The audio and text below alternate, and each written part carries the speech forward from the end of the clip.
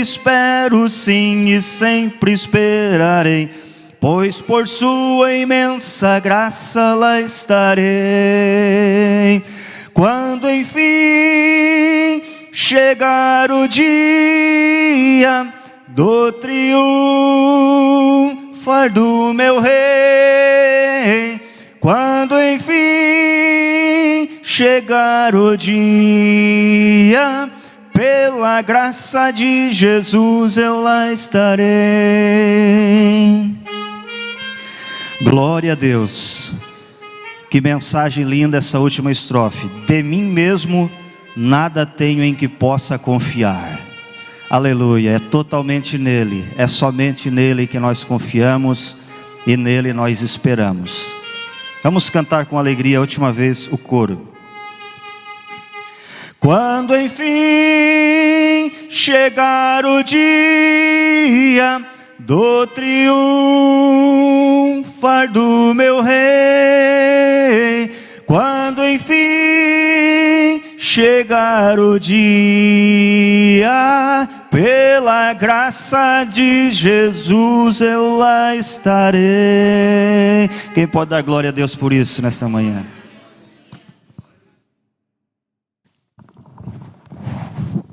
Graças a Deus. Amados irmãos, hoje começa então o nosso terceiro trimestre, cujo tema da nossa lição é os ataques contra a Igreja de Cristo.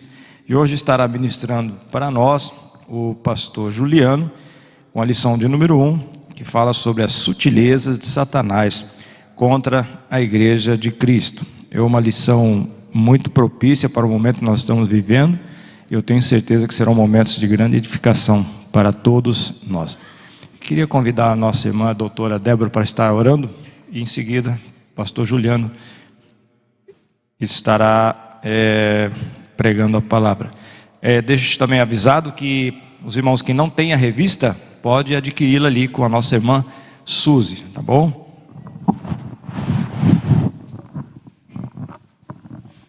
Saúdo a amada igreja com a paz do Senhor. Oremos.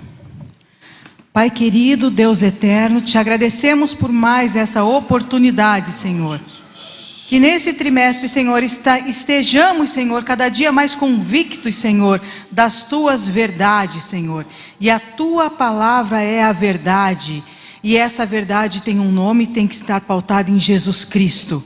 Senhor, que a cada dia possamos usar, Senhor, toda a Bíblia, toda a palavra para nos defender dos ataques contra a tua igreja, Senhor, a fim de que o inferno não venha a prevalecer, não venha a se fortalecer, porque a tua igreja, Senhor, tem um cabeça, e é Jesus Cristo, Senhor, que já venceu por todos. Pai, agora usa o teu servo, o pastor Juliano, Senhor, com tudo que já tem colocado no coração dele, Senhor, para que ele possa transmitir a tua palavra e que ela encontre, Senhor, terreno fértil em nossos corações. Em nome de Jesus. Amém. Meus irmãos, a paz do Senhor. Os irmãos podem assentar-se. Glória a Deus. Mais esse dia maravilhoso que o Senhor nos dá. Domingo abençoado. Um café de confraternização abençoado. Glória a Deus. Irmãos, é um privilégio poder estar aqui na manhã de domingo, para juntos nós podermos aprender, então, a palavra de Deus, nesse tema tão sugestivo e tão especial que nós vamos discorrer nesse trimestre. Diga-se de passagem que é o nosso penúltimo trimestre, então o ano já está entrando aí do seu meio final, mas nós estamos aí firmes, de pés, e o Senhor até quem tem nos ajudado. A nossa lição hoje é de número 1, que fala sobre as sutilezas de Satanás contra a Igreja de Cristo. E a revista desse trimestre, o subtema, o tema principal, os ataques contra a Igreja de Cristo, as sutilezas de Satanás nesses dias que antecedem a volta de Jesus Cristo. Então a nossa lição de hoje fala sobre as sutilezas de Satanás contra a igreja. A lição 2, ela vai falar sobre a sutileza da banalização da graça. A 3, a sutileza da imoralidade sexual. A 4, a sutileza da normalização do divórcio. A lição de número 5, a sutileza do materialismo e do ateísmo. A 6, a sutileza das ideologias contrárias à família. A 7, a sutileza da relativização da Bíblia. A 8, a sutileza do enfraquecimento da identidade pentecostal.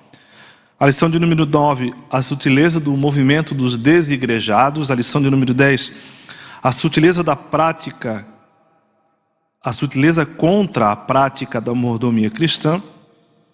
A lição 11, a sutileza das mídias sociais. A 12, a sutileza da espiritualidade holística. E por último, resistindo às sutilezas de Satanás. Então são temas extremamente atuais. Nós estamos vivendo isso no nosso contexto diário. Todos os dias nós estamos sendo atacados por essas sutilezas, por essas armadilhas, por essas artimanhas. E a lição de hoje, irmãos, ela é como se fosse um panorama geral da nossa lição, das 13 lições. Então hoje, dia 3 de julho de 2022, as sutilezas de Satanás contra a Igreja de Cristo. Nosso texto áureo, ele está na primeira carta de Paulo a Timóteo, no capítulo 4 e versículo 1. Os irmãos puderem acompanhar conosco, vocês, os irmãos que estão acompanhando conosco nas redes sociais. 1 Timóteo, capítulo 4, versículo 1. Também esse vai ser a nossa leitura bíblica. O texto áureo diz assim, ó: Mas o Espírito expressamente diz que, nos últimos tempos, apostatarão alguns da fé, dando ouvidos a espíritos enganadores e doutrinas de demônios. 1 Timóteo 4:1. A verdade prática diz assim: de forma sutil e sorrateira, o diabo desfere ataques à igreja. É preciso que cada crente saia ao combate com as armas espirituais dadas por Deus. A nossa leitura bíblica em classe está na 1 de Timóteo, capítulo 4, dos versículos 1 ao versículo 5. 1 de Timóteo, capítulo 4, versículos 1 ao 5. Diz assim a leitura: Mas o Espírito expressamente diz que nos últimos tempos apostatarão alguns da fé, dando ouvidos a espíritos enganadores e a doutrinas de demônios, pela hipocrisia de homens que falam mentiras, tendo cauterizado a sua própria consciência, proibindo o casamento e ordenando a abstinência dos manjares que Deus criou para os fiéis, para os que conhecem a verdade, a fim de usarem deles com ações de graça. Versículo 4: Porque toda criatura de Deus é boa, e não há nada que rejeitar, sendo recebido com ações de graças, porque pela palavra de Deus e pela oração é santificada. Amém. Irmãos, enquanto preparava essa lição, me veio em mente o texto de Jesus que está ali atrás no nosso banner, e eu me lembrei dessa imagem, e resolvi colocar um sinal de alerta, um cuidado ali, sobre lobo vestido de ovelha. E Jesus disse isso, né? Nos alertou isso, dizendo que, Mateus 7,15, cuidado com os falsos profetas. Eles vêm a vocês vestidos de peles de ovelhas, mas por dentro são lobos devoradores. Por que essa imagem do lobo travestido de ovelha, ela veio muito forte no meu coração? Porque esse lobo, irmãos, que nós estamos falando, claro que ali Jesus está trazendo um contexto da questão dos falsos profetas, mas por conta dessas falsas profecias, o diabo usa esse engano, essa artimanha, para corromper o coração das pessoas. E eu orando a Deus e pedindo ao Espírito Santo sabedoria, como se fosse o lobo, ele não devora de uma vez só a presa. Nesse caso, ele vai devorando aos poucos, e a cada mordida que ele vai mordendo, a cada pedaço que ele vai arrancando, ele vai injetando uma espécie de veneno. E esse corpo, ele não fica totalmente morto, ele fica meio morto. E é isso que o diabo quer fazer com as pessoas. É isso que o diabo quer que nós, os cristãos, as pessoas que elas não têm o entendimento de Deus, elas têm uma compreensão de Deus um tanto quanto ofuscada, não conseguem ter a revelação total da pessoa de Jesus Cristo, a obra total da cruz do Calvário. Então, esse tempo que nós estamos vivendo é um tempo extremamente perigoso, é um tempo extremamente sutil, é um tempo que nós estamos muito próximos, muito no limítrofe em relação a uma vida de santidade e uma vida profana. Em relação a uma vida em que tempo estamos bem, tempo estamos mal, ou tempo estamos dentro da igreja, mas não estamos com o nosso coração totalmente voltados para Deus. Isso é uma sutileza do diabo. Me lembro que um dia eu estava afastado da igreja, mas estava ainda vindo, estava sentando nos bancos da igreja, até que um dia veio alguém e me disse assim: olha, sabe que o diabo está contente contigo? E quando ele falou aquilo para mim, foi um impacto. Parece que eu caí em mim, eu caí assim em si, como o jovem lá que deixou o seu pai, vendeu toda a fortuna e foi comer com os porcos. A Bíblia diz que ele, caindo em si, ele se lembra da casa do pai. Eu estava dentro da casa do meu pai, mas estava totalmente fora, alheio das coisas de Deus. Eu estava em cima do muro, o diabo não estava preocupado comigo. Por quê? Porque eu já estava com o meu coração dominado. Então essas são as sutilezas do inimigo. Nós às vezes frequentamos a igreja, ouvimos a palavra, só que essa palavra já não confronta mais o nosso coração. Por quê? Porque já está petrificado, já está cauterizado o nosso coração. E lembrando disso, dessa sutileza toda, eu me lembrei de Gênesis 3:15, que foi objeto de estudo do Seminário da Família. Gênesis capítulo 3, versículo 1. E eu gostaria que os irmãos acompanhassem comigo essa leitura bem rapidinho, para nós introduzirmos a lição. Capítulo 3, versículo 1 de Gênesis diz assim, ó: ora, a serpente era mais sutil do que qualquer animal do campo que o Senhor havia feito. E ela disse à mulher: sim, Deus tem dito, não comereis de toda árvore do jardim? Então note que a Bíblia vai dizer que ele era um animal sutil. E quando eu me lembrei desse texto, eu me lembrei muito do pastor Adão, quando ele fala que o diabo ele não vem nos apresentando, ou se apresentando a nós com garras, com dentão, com tridente, com chifre, ou com rabo pontudo. Não, ele chega sutil, calmo, manso, tranquilo, colocando uma pitadinha de dúvida em cada dia, colocando uma pitada de dúvida em cada momento do nosso coração, para que nós venhamos a nos desviar daquilo que Deus tem para nós. Então, eu entendo que mesmo Adão e Eva estando no paraíso, ouvindo a voz de Deus, tendo aquela parceria com Deus todos os dias, Deus na viração do dia conversando com Adão e Eva, tendo um diálogo, não eximiu esses dois seres humanos de serem tentados. Não eximiu Adão e Eva de serem alvos das sutilezas do diabo. Já parou para pensar nisso?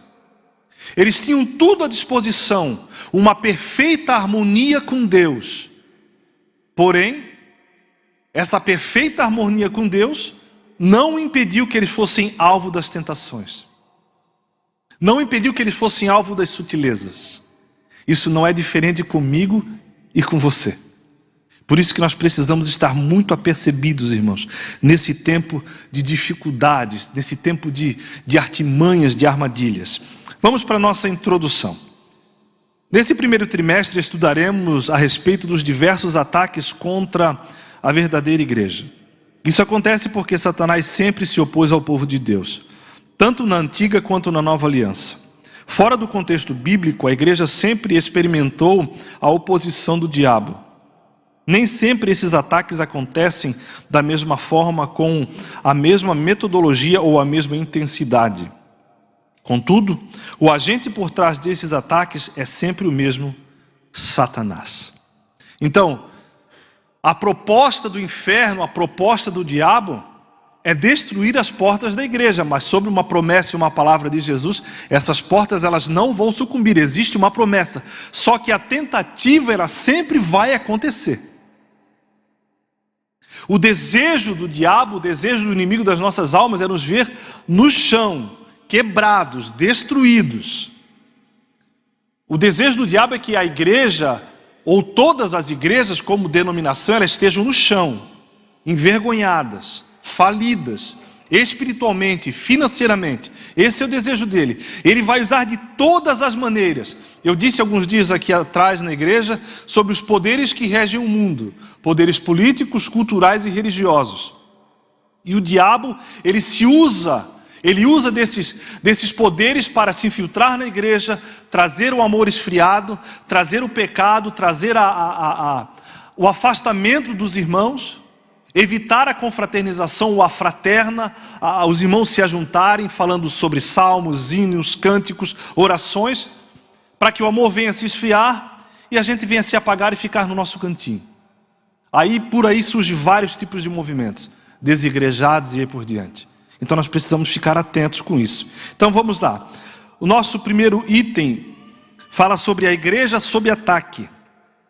Primeiro, a sutileza do ataque. Olha só. 100 anos passados, as perseguições, isso está na lição, e conflitos bélicos eram os instrumentos usados. Hoje, isso acontece de forma muito mais sutil. Elas ocorrem, por exemplo, com a normalização de comportamentos e práticas contrárias à fé cristã. Nós estamos vivendo isso. Mais para frente um pouco, eu vou apresentar aqui alguns detalhes bastante interessantes, que no meio cristão, irmãos, nós estamos tendo uma aparência, usando uma Bíblia, só que essa Bíblia está contrária àquilo que Deus explica, àquilo que Deus fala, àquilo que Deus quer para a nossa vida, a essa nova transformação. Na realidade, quando nós ouvimos ou quando nós lemos Paulo falando sobre o anticristo, e ele vai dizendo que o ministério da iniquidade ele já opera, isso lá nos tempos de Paulo. Irmãos, imagine hoje, como que não está esse ministério da iniquidade operando?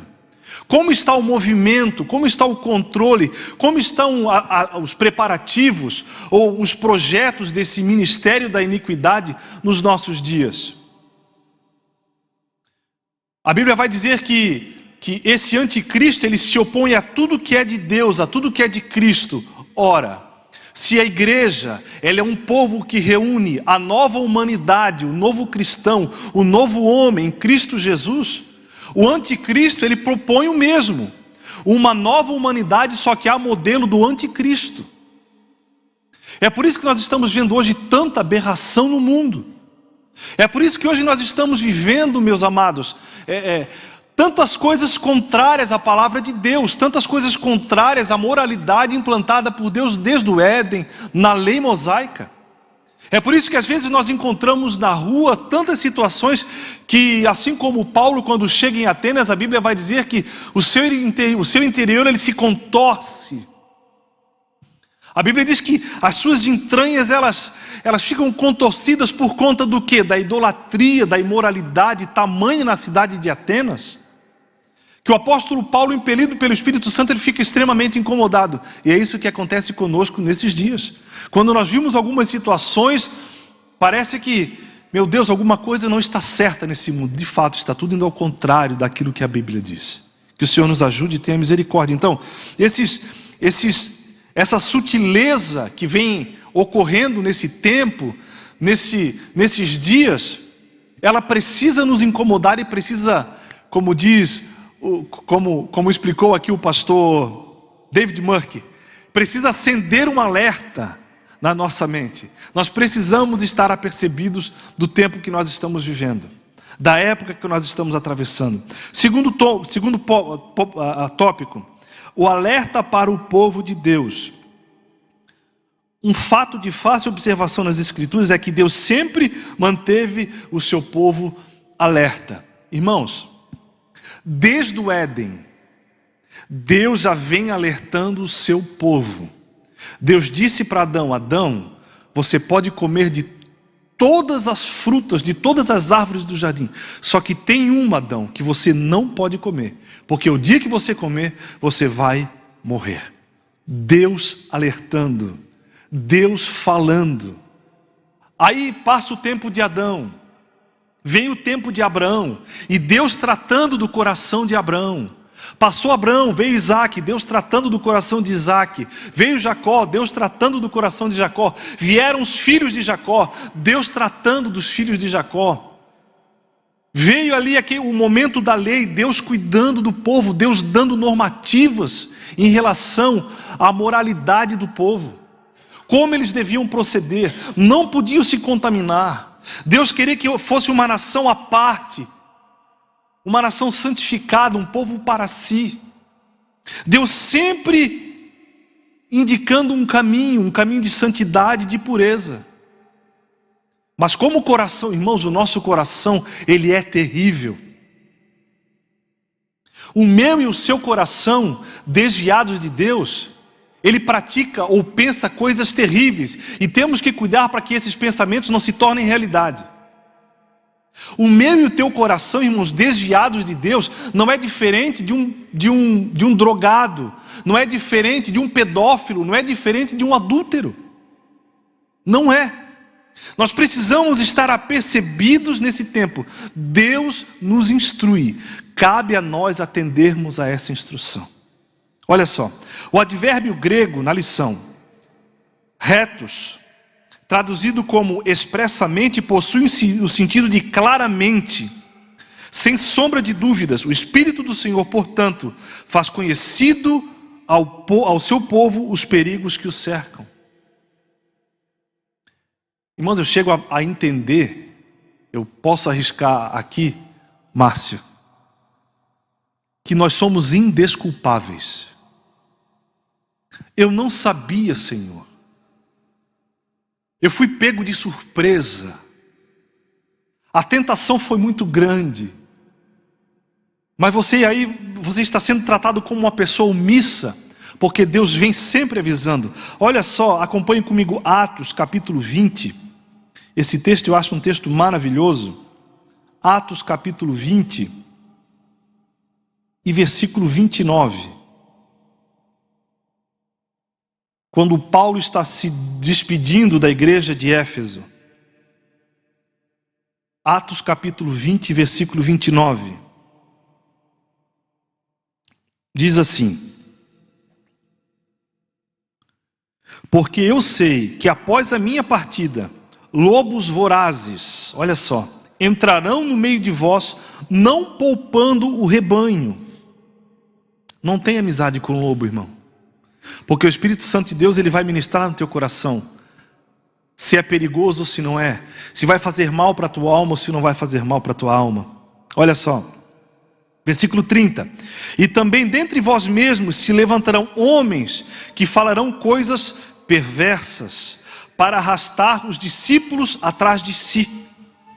Portanto, vigiai, lembrando-vos de que durante 3 anos eu não deixei de avisar a cada um de vós, noite e dia com lágrimas. E agora, irmãos, encomendo-vos a Deus e à palavra da sua graça, que é capaz de edificar-vos e dar-vos herança entre todos os que são santificados. Então Paulo, irmãos, logicamente que instruído, inspirado pelo Espírito Santo, ele adverte a igreja de Éfeso. Ele adverte os irmãos da Ásia Menor sobre o momento da sua partida. Iriam se infiltrar no meio daquele povo, no meio da igreja, lobos vorazes, lobos devoradores, que não pouparão o rebanho. Ou seja, não vai sobrar ninguém. E é por isso que Paulo escreve a carta a Timóteo. Timóteo era um jovem pastor na igreja de Éfeso. E a igreja estava passando por problemas, por dificuldades. Paulo escreve a primeira e a segunda de Timóteo. Paulo escreve a carta aos Efésios. Por quê? Por causa do cuidado de Deus com a igreja.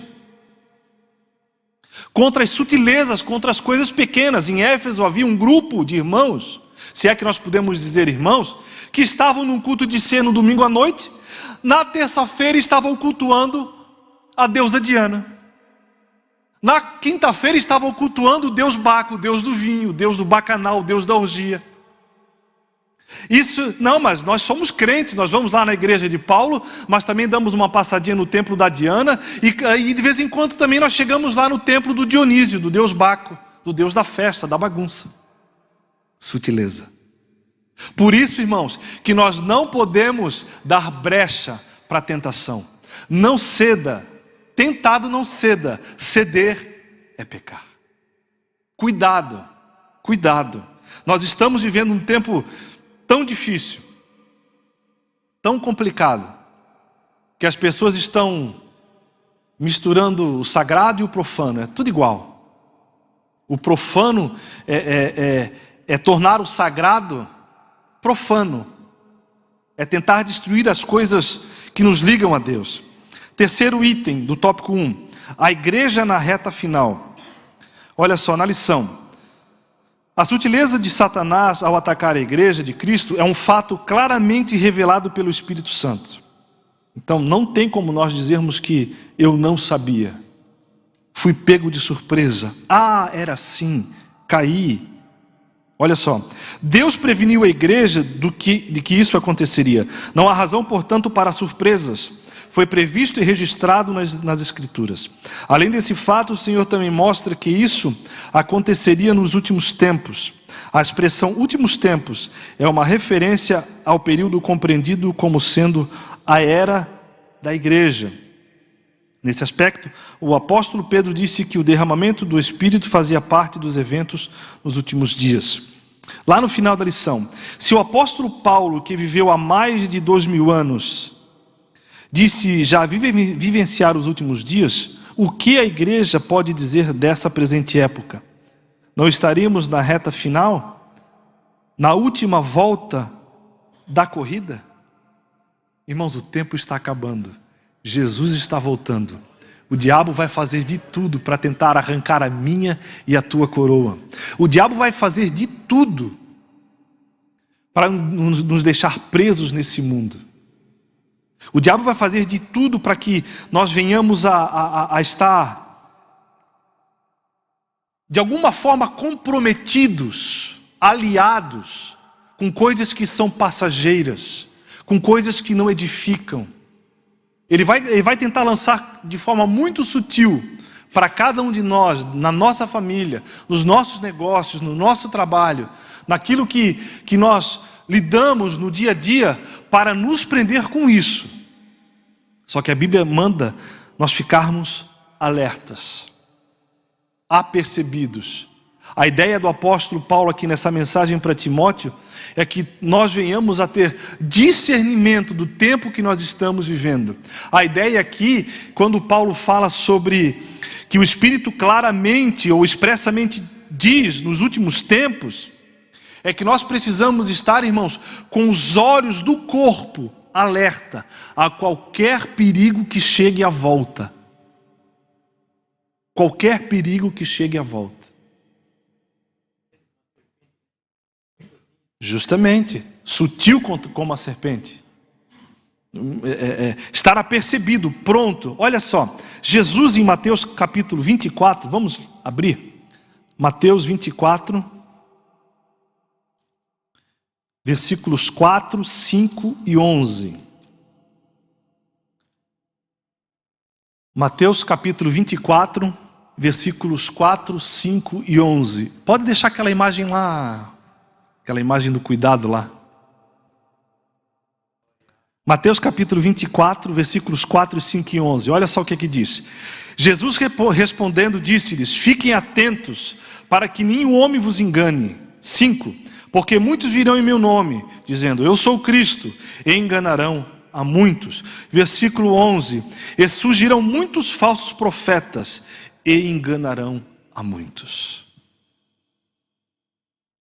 Irmãos, parece que hoje nós temos uma igreja para cada gosto. Eu já falei aqui em algumas escolas, ou em alguns cultos, que esse tipo de proposta que Jesus está falando aqui sobre esses falsos profetas, é mais ou menos como se fosse a igreja sendo um grande supermercado. E esse supermercado, ele possui várias gôndolas. E eu, como um crente, cliente, chego nessas gôndolas e pego só o que eu quero. Só aquilo que me faz bem. E pago o que eu quiser também. Essa é a proposta do engano. É um evangelho das facilidades. É um evangelho onde você não vê confronto, onde você não vê mudança de vida. É onde você encontra pessoas que chegam dentro dessas denominações, dentro dessas igrejas, dizem que aceitam a Jesus, mas permanecem como está. Não existe uma mudança interior que vai refletir no exterior. Não existe isso. Esses dias eu conversando com alguém que está numa outra denominação, infelizmente eu fui obrigado a lhe dizer uma verdade. Eu disse assim: vocês estão sem pastores. Vocês não têm pastor, vocês não têm uma liderança que possa lhe instruir o caminho que vocês devem andar. Você não tem alguém que chame para uma proposta de um estudo bíblico, de uma meditação na palavra. Vocês não têm uma pessoa que trazem vocês para um propósito de oração. Isso está cheio nesse tempo, irmãos. Precisamos tomar cuidado. Precisamos estar apercebidos com as palavras de Jesus. Que nenhum homem vos engane. Porque toda essa proposta que nós vamos estudar durante esses 3 meses, a proposta é cuidado com o engano. Cuidado com aquilo que reluz. O apóstolo Paulo vai falando que o próprio diabo, ele se traveste como um anjo de luz. Irmãos, o que mais tem pessoas vendo aí são anjos de luz. Esses dias o pastor Taranto mandou um vídeo sobre mistério fino. Lembra, pastor Taranto? E eu assisti aquele vídeo e mostrei para Eliette, a minha esposa.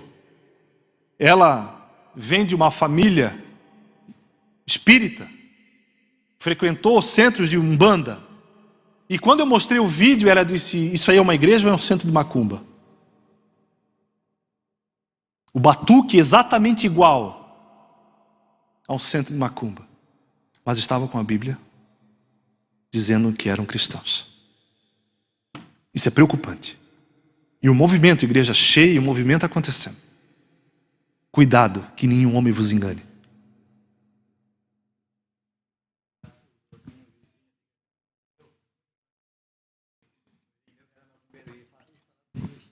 Ó.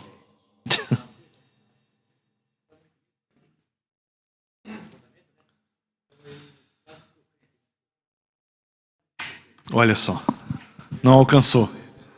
Irmãos, cuidado, cuidado. Segundo tópico da nossa lição, vamos correr. A natureza do ataque. Primeiro, o ataque é de natureza espiritual. Não há nenhuma dúvida que é uma referência aos espíritos maus, aqui também chamados de demônios. Isso revela a natureza dos agentes envolvidos nos ataques que são feitos à igreja. Satanás e seus demônios. Os maiores inimigos da igreja são seres sobrenaturais. Irmãos, preparando essa lição, eu me lembrei muito do Hélio. No sentido de dizer aos nossos irmãos, é claro que ele já sabe disso, mas eu posso falar isso porque é meu amigo. Irmãos, o nosso inimigo não é o Lula. O nosso inimigo, irmãos, não é o José Dirceu. O inimigo, irmãos, é o diabo, que usa, claro, logicamente, essas pessoas para poder destruir a família. Então nós precisamos, claro, orar por ele. Tem pessoas que dizem assim, Senhor, prepara, salve e leva. A gente tem que orar por essas pessoas, irmãos. Precisamos orar por essas pessoas. Estão dominados. A mente deles é um ninho de Satanás. Depois eu vou trazer aqui para os irmãos, numa apresentação bem rapidinha, algumas coisas que estão acontecendo à nossa volta, e nós não estamos nos apercebendo. Vamos lá, Efésios capítulo de número 6, um texto bem conhecido, mas nós precisamos relembrar, né? Efésios capítulo 6, versículo 10. Efésios 6, 10 ao 18 diz assim, ó: E finalmente, irmãos, Sede fortes no Senhor e na força do seu poder. Revesti-vos de toda a armadura de Deus, para que possais estar firmes contra as astutas ciladas do diabo. Note que as ciladas, elas são astutas. Por si mesmo, cilada já é algo que é escondido, já é algo que é travestido. Ainda mais ciladas astutas, que são do diabo. Porque não lutamos contra a carne ou contra sangue, mas a nossa luta é contra os principados, contra as potestades e contra os príncipes das trevas deste mundo, contra as hostes espirituais que atuam nos lugares celestiais. Portanto, para que eu possa resistir isso, eu preciso tomar então toda a armadura. Note que Paulo vai dizer que é toda. Não é só o escudo da fé, não é só o capacete da salvação, não é só as sandálias da preparação do evangelho, não é só a espada do Espírito, mas é toda a armadura. Um soldado, nós temos militares aqui, eles não vão para a batalha apenas com um escudo, ou apenas com a couraça, ou apenas com o capacete. Eles vão preparados, armados, e é assim que nós devemos estar, em todo o tempo. Nós não podemos, não devemos baixar a guarda. Nós não devemos, como dizem por aí, afrouxar. O Paulo, meu irmão lá na empresa, ele diz assim para os funcionários: não respira. Irmãos, espiritualmente, nós precisamos estar com os olhos abertos. Olhos abertos. Olha só. Portanto, tomai toda a armadura de Deus para que possais resistir no dia mau. Havendo feito tudo, ficar firmes. Ou seja, fique de prontidão. Uma hora a tentação vai bater na tua porta. Uma hora a porta do teu coração vai ser um alvo do diabo. Em algum momento uma seta vai ser desferida contra a tua mente, contra o teu pensamento. Em algum momento da trajetória que você está seguindo como crente, como cristão, os dardos inflamados vão ser direcionados contra a tua vida. Por isso que você precisa estar firme. Esse dardo, ele pode até bater no teu coração, só que ele não vai entrar, sabe por quê? O salmista escreveu o Salmo 119, a palavra está guardada no coração, aleluia, e esse dardo não vai penetrar no teu coração, porque ele está vacinado, ele está protegido, ele está guardado. Bendito seja o nome do Senhor. Então, irmãos, a nossa batalha, ela não é contra os militantes LGBT. A nossa batalha não é contra a esquerda, não é contra a direita. A nossa batalha aqui, ela é sobrenatural. Sobrenatural. Eu preciso ter esse discernimento. Eu preciso estar com os meus olhos espirituais não abertos para esse tempo, os meus olhos espirituais arregalados para o que está acontecendo à minha volta. Eu já utilizei essa ilustração aqui uma vez. Lá na empresa nós temos vários soldadores, as pessoas que fazem as soldas ali. E você vai olhar, irmãos, a solda de alguns deles. Eu deveria ter colocado na apresentação. Pastor Adão, uma solda perfeita. Em alguns casos nós poderíamos até colocar como decoração na estante da nossa casa, pastor Taranto, de uma solda tão perfeita que fica. Só que existe um teste, pastor Sérgio, o famoso teste do raio-x. E é o teste mais temido dos soldadores. Quando você aplica aquela solda a um teste de raio-x, ela revela não só o que está por fora, mas o que está dentro. Algumas soldas perfeitas e belas por fora, por dentro, estão comidas de poros, ou seja, cheio de buraquinhos, cheio de defeitos. Aquilo não passa no teste, não passa na inspeção. Precisa ser reparado. E como é que é feito o reparo? É preciso pegar um abrasivo, um disco, cortar a solda inteira e refazer tudo de novo. Por isso que nós precisamos ter uma visão, um discernimento espiritual. Não observar só o que está vindo pela frente. É o que está por trás, é o que está por dentro. Claro, pastor Paulo.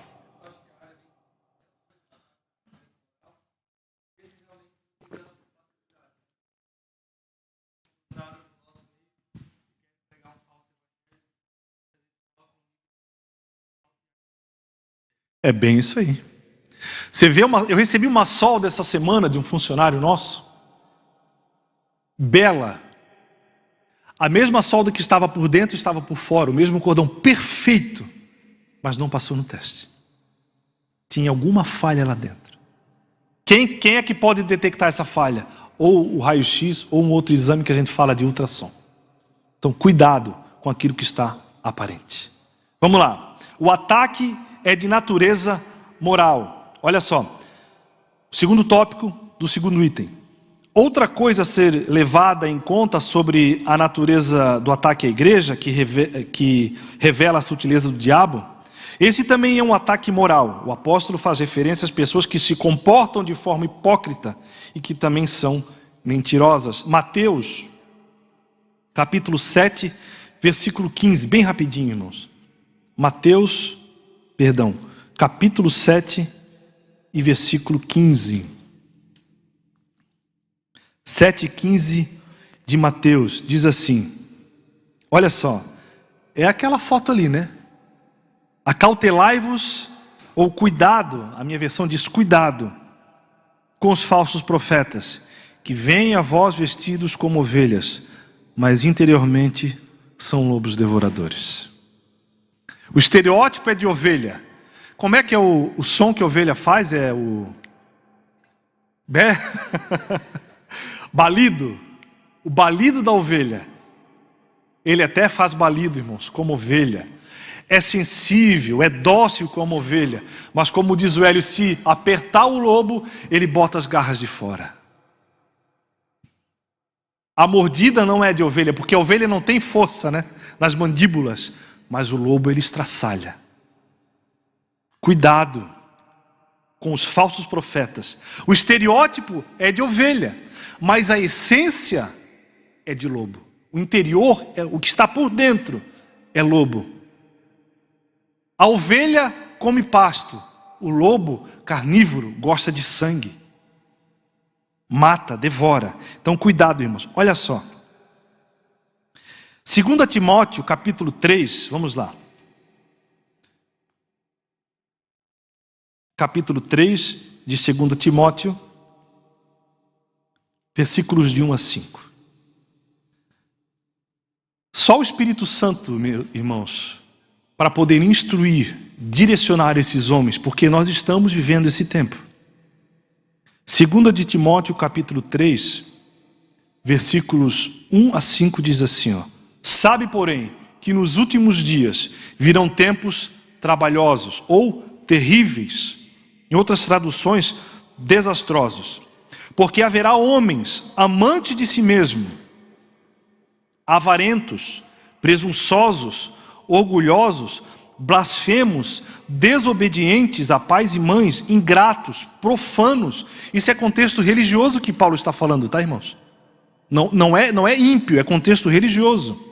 Sem afeto natural, irreconciliáveis, falsos acusadores, incontinentes, cruéis, inimigos daqueles que são bons, traidores, obstinados, soberbos, mais amantes dos prazeres do que amantes de Deus. Olha só, tendo aparência de piedade, mas negando o poder dela. Destes, Timóteo, afasta-te.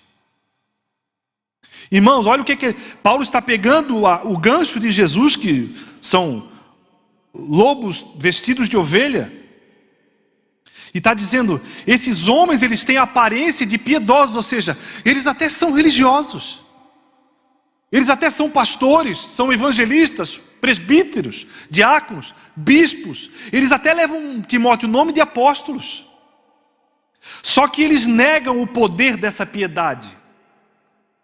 Cuidado, cuidado.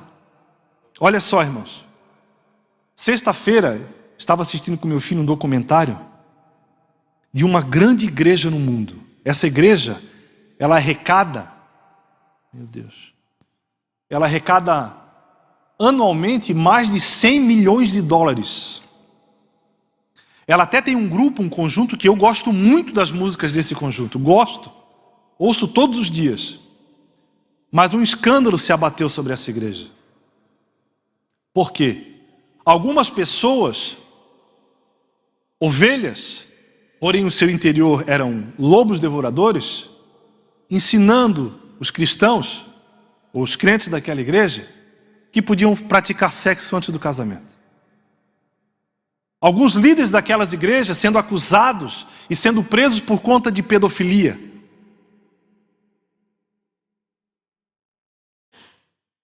Uma igreja famosa.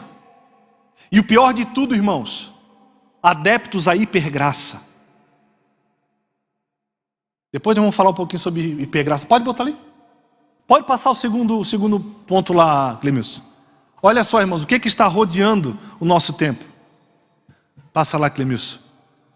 Ataques à religião.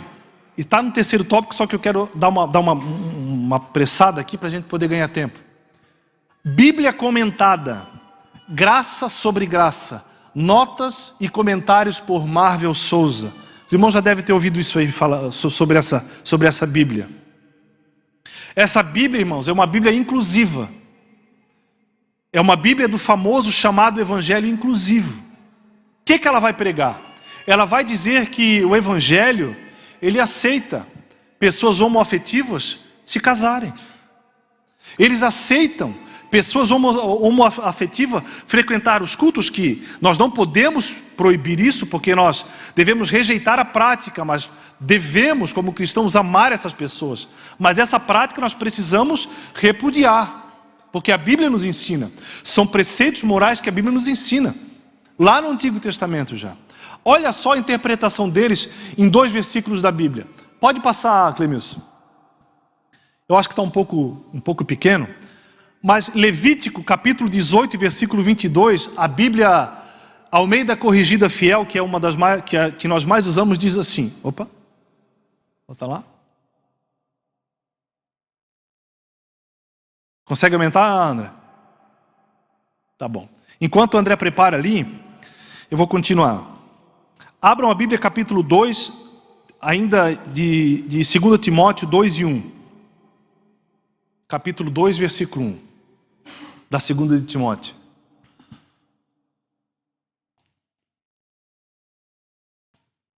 Paulo vai dizer o seguinte: Tu, portanto, meu filho, fortifica-te na graça que há em Cristo Jesus. Vocês lembram que nós acabamos de ler 3 e 1 de 2 Timóteo. Sabe, porém, que nos últimos tempos sobrevirão tempos trabalhosos. Mas antes disso, Paulo diz para Timóteo fazer o seguinte: Timóteo, fortifica-te na graça que há em Cristo Jesus. Por que Paulo escreve isso? Paulo está dizendo para Timóteo: Timóteo, antes que venham os maus dias, você precisa se fortificar. E essa ideia de fortificar não é ter um corpo sarado em academia. A ideia que Paulo está trazendo para Timóteo é: Timóteo, fortifica a tua mente. Ocupe a tua mente de coisas boas. Timóteo, leia a palavra, aleluia. Timóteo, medite nessa palavra. Timóteo, busque comunhão com Deus. Fortifica a tua mente dessas coisas, Timóteo. Porque vão vir dias trabalhosos tão difíceis que você não vai ter tempo de poder abrir a Bíblia e ler. Você tem que ter ela guardada no teu coração. Você tem que ter intimidade com Deus. E aqui eu me lembro, sabe de quem? Neemias. O Neemias estava lá na fortaleza de Suzã, recebeu uma mensagem de Jerusalém. Jerusalém está destruída, Jerusalém está um caos, uma pobreza total naquela cidade. A cidade que levava o nome de Deus está destruída. A Bíblia diz que entrou um temor muito grande, uma aflição grande no coração de Neemias. Neemias senta, chora, lamenta e jejua e ora a Deus. Só que ele tinha o seu trabalho de copeiro, ele servia a bebida do rei. Ele era uma pessoa de confiança do rei. E chegou um momento que ele precisou se apresentar diante do rei. E o rei percebe que o semblante dele estava triste. O Neemias não conseguiu dobrar o seu joelho e pedir socorro para Deus. Em sua mente, Neemias orou a Deus, diz a Bíblia. O que é isso? Intimidade com Deus. É um tempo que nós precisamos ter intimidade com Deus. Olha só a versão dessa Bíblia, graça sobre graça. Por isso que eu queria colocar um do lado do outro para poder comparar. Mas pode deixar assim, André. Versão graça sobre graça.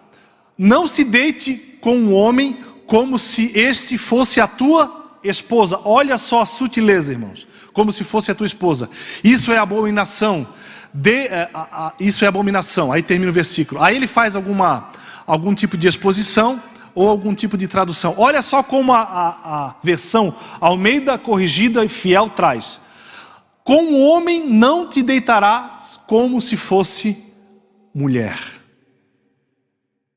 Olha só aonde é que eles querem chegar. Eles estão dizendo aqui nesse versículo, o comentário dele, qual é o comentário? É que se eu me deitar com uma outra esposa, eu vou estar cometendo adultério.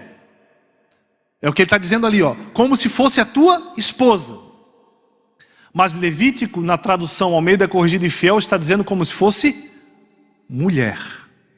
Eles mudaram, eles inverteram a compreensão, a tradução desse termo de mulher para esposa, para poder dar brechas à relação homoafetiva. E tem um comentário, André, pode descer um pouquinho mais? O Levítico 23, irmãos, é a mesma coisa, só que com um pouco mais de ênfase. Olha só, a interpretação desse versículo pelo Marvel, que é o tradutor, ou o tradutor da Bíblia Graça sobre Graça. O versículo em questão não faz referência alguma a homoafetivos, transexuais, travestis ou transgêneros. Pelo contrário, olha só a sutileza, irmãos, do comentário. Pelo contrário, cabe como advertência divina contra as práticas promíscuas cometidas por homens casados, por isso que ele está falando de esposas lá em cima, que eram depravados e invertiam os valores relacionados, afetivos e de fé. Cuidado. Desce mais um pouquinho, André. Não, mais para baixo, acho que tem mais um comentário, não tem? É isso aí? Existe esse do meio aqui. Esse do meio. Isso, olha só. Levítico 20, 13. Olha só o absurdo. Repetição desse versículo do 18 e 20. Da mesma forma, qualquer homem que se deitar com outro homem, como com a esposa, fizeram uma abominação. Ambos devem ser mortos e seu sangue cairá sobre eles. Aí ele fala sobre o termo deitar ali, né? Olha só o que ele diz. Ato de violência sexual tem a ver com coito anal violento. Ou seja, se não for violento, pode. Consensual. Sangue de Jesus tem poder. Que o Senhor tenha misericórdia de nós, irmãos. 10 horas já. Misericórdia mesmo. Vamos lá, irmão. Fala, irmão Joel.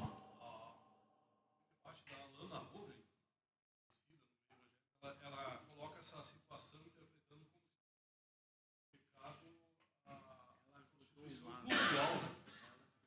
consensual. Cultual que acontecia naquele tempo, né? Eles estão trazendo aqui esse contexto de Levítico, que Deus condena essa prática em relação à família, em relação ao adultério. Mas a questão homoafetiva aqui está tudo certo, é legalizada, né? Então existem muitas coisas desse tipo, irmãos. Que o Senhor nos ajude. Olha só, o termo grego, na lição tópico 2 e o item 2, o termo grego suneidesis, usado aqui para consciência, é uma referência à capacidade humana de julgar, de entender o certo e o errado. Aí eu escrevi aqui, essas pessoas, irmãos, que estão enganadas, que estão sendo levadas por esse vento de doutrina, elas não conseguem discernir moralmente o que é certo e o que é errado. A mente está cauterizada de um jeito que pedofilia já está tudo bem, pode fazer. Está tudo certo. Que o Senhor tenha misericórdia dessas pessoas. Olha só. Terceiro item. Primeiro tópico. As esferas do ataque. Essa é a primeira esfera, a esfera religiosa. André, passa mais um ali para mim, André. Tem mais um outro ali. Mais um outro item. A famosa hipergraça. Os nossos jovens estão ouvindo isso, irmãos. Os nossos adolescentes estão ouvindo isso. Cuidado.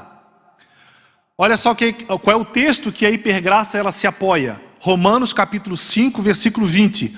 Onde superabundou o pecado, onde abundou o pecado, superabundou a graça. Olha qual é a pregação desses pastores, vamos lá. Os pregadores nunca falam contra o pecado, não há confronto. O pastor nunca toma posição firme contra a santidade ou em relação sobre a santidade. O Antigo Testamento é quase totalmente ignorado. Os líderes são autorizados a ensinar e pregar mesmo vivendo abertamente em pecado, irmãos. Você já parou para pensar nisso? O que é um negócio, né? Já parou para pensar nisso, irmãos? Igrejas que tem pastores pregando, falando sobre a Bíblia, mas tendo uma vida de adultério, uma vida errada, uma vida promíscua. Já parou para pensar nisso? Existe no Brasil. Vamos lá. Último, os pastores pregam apenas mensagens motivacionais positivas. É massageando o ego. E é isso que a nossa alma quer. A nossa alma carnal, o Juliano carnal, quer massagem dizendo: o Senhor é o meu pastor e nada me faltará. Deitar-me faz em verdes pastos, guia-me mansamente pelas águas. Oh, que coisa boa é essa! Mas a parte do vale da sombra da morte? Não, não quero. Não quero isso. Vamos lá, irmãos, vamos lá. Tem mais um ainda, André, aí. Vamos lá. Do ladinho ali, André. O movimento da hipergraça seria uma versão atualizada, conhecida como antinomianismo. Em grego, o anti significa contra e nomos, lei. Trata-se da crença que a lei moral do Antigo Testamento foi totalmente abolida. E não foi, irmãos. A lei moral que Deus implantou lá para Moisés, para os pais, para os patriarcas, ainda estão válidas para nós cristãos hoje. Melhor, cristãos não. Estão válidas para a humanidade, que princípio moral que Deus estabelece é para a humanidade, não é só para a igreja. Vamos lá, vamos seguir. Tem mais uma para eu poder terminar aqui, irmãos. Pode seguir agora. Princípios de Jacarta. Não sei se os irmãos já leram esse livrinho aqui. É de um pastor nosso, pastor João Augusto Viana Neto. Ele escreve, ele traduz, ele resume sobre os princípios de Jacarta. O que são os princípios de Jacarta, irmãos? É uma agenda da ONU, realizada em 2006, Jacarta é o nome da cidade, uma cidade na Tailândia, em novembro de 2006, por vários pesquisadores e promotores da ideologia de gênero no mundo. Então, aqui, irmãos, existe um projeto de lei que já está valendo para todos os países membros da ONU, que a ideologia de gênero ela deve ser ensinada nas escolas. Projeto de lei, é uma constituição mundial isso aqui, em relação à ideologia de gênero. Por isso que nós ficamos às vezes preocupados, alarmados com a situação de que está acontecendo nas escolas. É lei, irmãos, nós não temos como fugir disso. Isso está batendo na nossa porta, já está valendo. Nós precisamos orar e nos posicionar e resistir enquanto é tempo. Olha só. Os princípios de Jacarta afirmam normas jurídicas internacionais vinculantes que devem ser cumpridas por todos os estados. No caso, estados aqui são todos os países, né? Estados membros da ONU. Os princípios prometem um futuro diferente, onde todas as pessoas, nascidas livres e iguais em dignidade e prerrogativas, possam usufruir de seus direitos, que são natos e preciosos. Eles estão aqui dizendo, irmãos, que as pessoas que têm essa tendência homoafetivas, elas têm que ter direitos como os héteros têm. Mas, irmãos, se são héteros, se são homem e mulher, eles já têm direitos. É uma confusão, é uma inversão de valores que a sociedade ela está trazendo para esse tempo. E a igreja ela está inserida nesse contexto. Então nós precisamos ficar muito apercebidos. E um último videozinho, apenas de 2 minutos, eu queria que o André colocasse ali. Eu gostaria que os irmãos prestassem bastante atenção nesse vídeo, que fala sobre ideologia de gênero. Pode passar ali, André.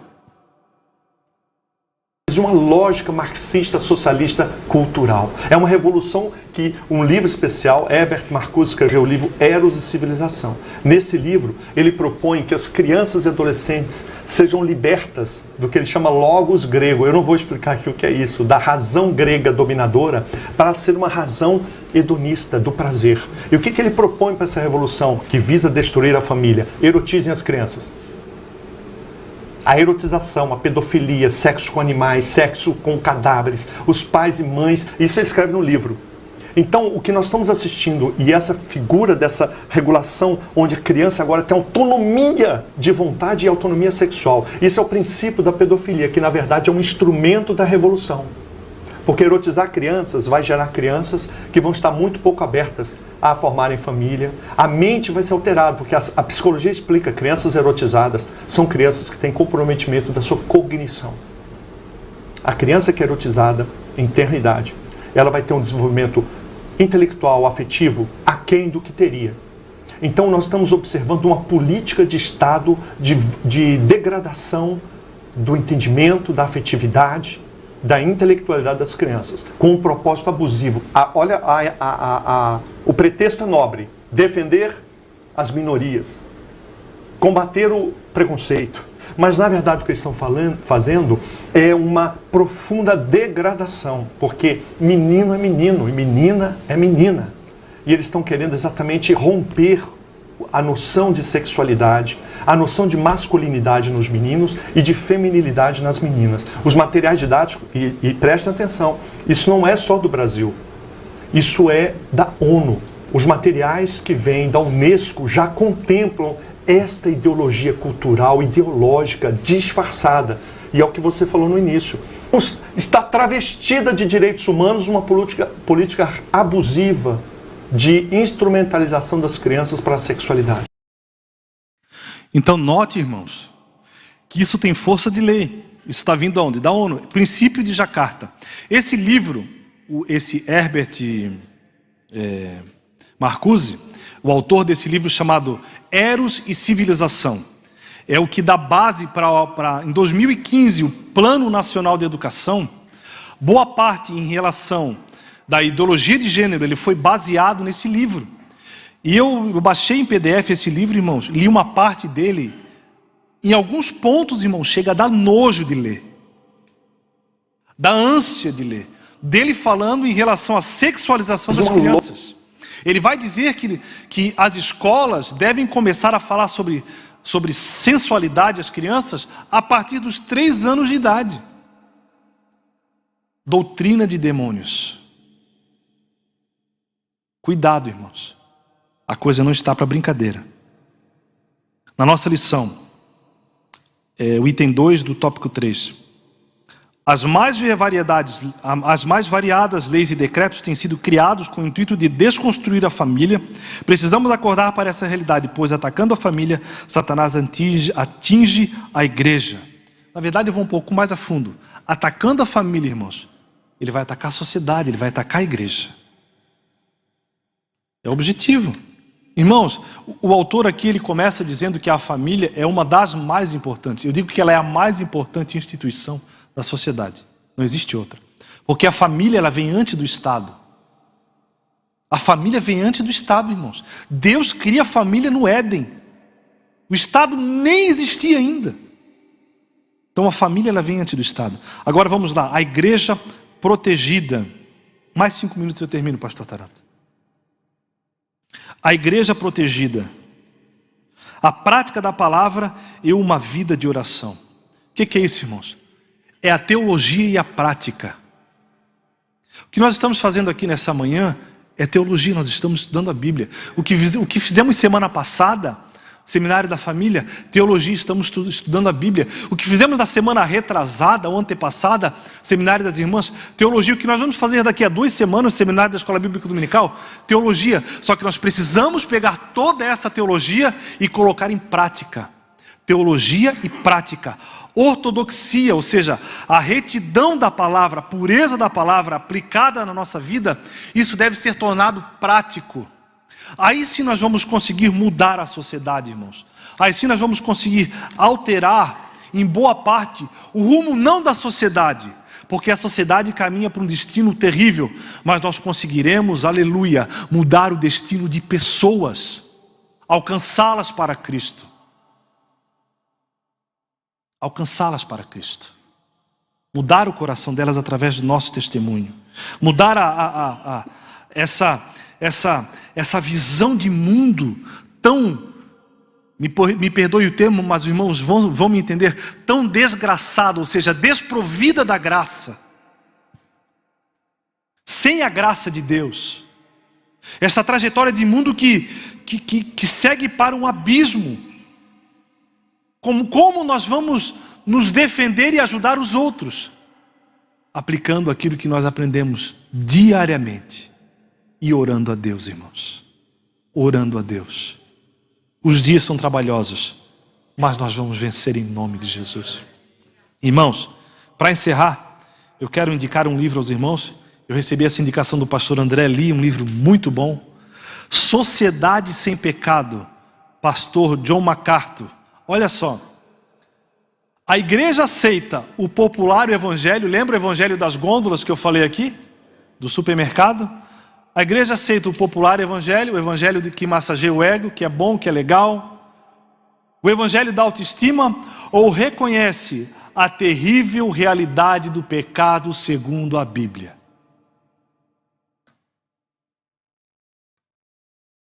Sociedade, é o que nós estamos vendo hoje, irmãos, aqui. Hoje existem projetos de lei aqui no Brasil já, porque em alguns países da Europa já foi regulamentado.